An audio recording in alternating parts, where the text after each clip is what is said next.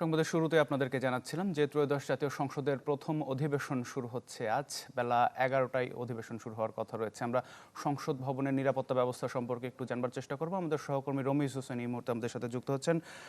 রমিজ, একটু জানাবেন কেমন দেখছেন নিরাপত্তা ব্যবস্থা?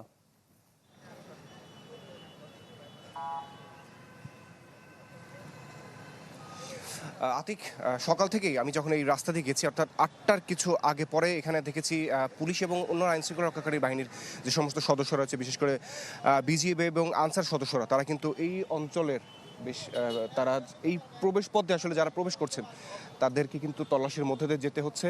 এবং আপনি দেখতে পাচ্ছেন যে সমস্ত সংসদ সদস্যরা আসলে নির্বাচিত হয়েছে এবং যারা এই সংসদ সচিবালয়ে কর্মরত বা আজকে যারা আমন্ত্রিত অতিথি, প্রথম সংসদের অধিবেশনে যারা আমন্ত্রিত অতিথি, তারা কিন্তু এই মানিক মে এভিনিউয়ের যেই প্রবেশ পথটি রয়েছে, এখানে যে সমস্ত গাড়িতে তারা প্রবেশ করছে সেখানে কিন্তু তাদেরকে প্রত্যেককে তল্লাশির মধ্য দিয়ে এবং তাদের কাছে যেই আমন্ত্রণ পত্র রয়েছে সেটি যাচাই করেই তাদেরকে ভেতরে প্রবেশ করতে দেওয়া হচ্ছে।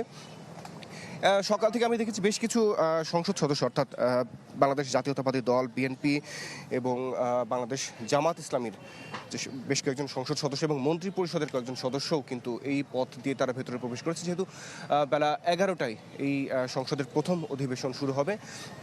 তো এর আগে গতকাল বাংলাদেশ জামাত ইসলামী, অর্থাৎ বিরোধী দলীয় যারা রয়েছেন, তারা কিন্তু তাদের যে সমস্ত নির্বাচিত সংসদ সদস্যরা রয়েছেন তাদের সাথে একটি বৈঠক করেছেন এবং বৈঠকে তারা আজকে কী ধরনের ভূমিকা পালন করবে এবং বাংলাদেশ জাতীয়তাবাদী দল বিএনপি যারা এই সংসদের প্রতিনিধিত্ব করছেন এবং যারা অধিক সংখ্যাগরিষ্ঠ আসন পেয়ে এবার নির্বাচিত হয়েছেন, তারা আসলে সংসদকে কিভাবে মূল্যায়ন করবেন সেই বিষয়টি আসলে যখন সংসদ শুরু হবে তখনই বোঝা যাবে। এবং রাষ্ট্রপতি ভাষণের মধ্য দিয়ে কিন্তু আজকের সংবিধানটি শুরু হবে, প্রথম অধিবেশনটি। এখানে কিন্তু বেশ কিছু বিতর্ক রয়েছে, যেখানে বাংলাদেশ জাতীয়তাবাদী দল বিএনপি আসলে এই যেই রাষ্ট্রপতির ভাষণ সেই বিষয়ে তারা খুব একটি এর বাধা বা এটাকে তারা ঠিকভাবে মেনে নিলেও বাংলাদেশ জামাত ইসলামী এবং এনসিপি তারা কিন্তু রাষ্ট্রপতি ভাষণের বিষয়ে তাদের বেশ কিছু আপত্তি রয়েছে। কারণ তারা বলছিলেন যে যেই বিগত আওয়ামী লীগ সরকার যাদের আসলে রাজনীতি নিষিদ্ধ করা হয়েছে এবং জুলাই গণ অভ্যুত্থানে প্রায় 1400 মানুষকে তারা হত্যার সাথে জড়িত, সেই আওয়ামী লীগের একজন প্রতিনিধি হিসেবে রাষ্ট্রপতি আসলে ভাষণ দিতে পারেন না, এই ধরনের একটি বিতর্ক কিন্তু রয়েছে।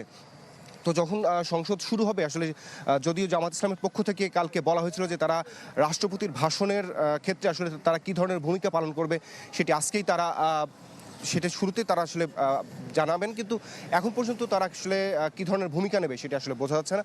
আমরা এর মধ্যে দেখেছি বাংলাদেশের বেশ কিছু আইনশৃঙ্খলা রক্ষাকারী বাহিনীর গুরুত্বপূর্ণ সদস্য ছাড়াও রাষ্ট্রের বেশ কিছু গুরুত্বপূর্ণ ব্যক্তিরা, বিশেষ করে অন্য যে সমস্ত দূতাবাসগুলো রয়েছে সেই সমস্ত দূতাবাসের কর্মকর্তারাও এখানে এসেছেন এবং বিদেশি মিশনের কর্মকর্তারা রয়েছেন। তো আইনশৃঙ্খলা রক্ষাকারী বাহিনীর সদস্যরা কিন্তু বেশ তৎপর রয়েছে, কারণ যেহেতু ত্রয়োদশ জাতীয় সংসদের প্রথম অধিবেশন, কোনো ধরনের অপ্রীতিকর পরিস্থিতি যাতে না হয় সেই বিষয়টি তারা দেখভাল করছেন। আতি গেছিল এখান থেকে সবশেষ তথ্য আমার কাছে। জি রমিজ, অনেক ধন্যবাদ যুক্ত হওয়ার জন্য। সংসদ ভবনের সামনে থেকে যুক্ত হয়েছিলেন আমাদের সহকর্মী রমিজ হোসাইন।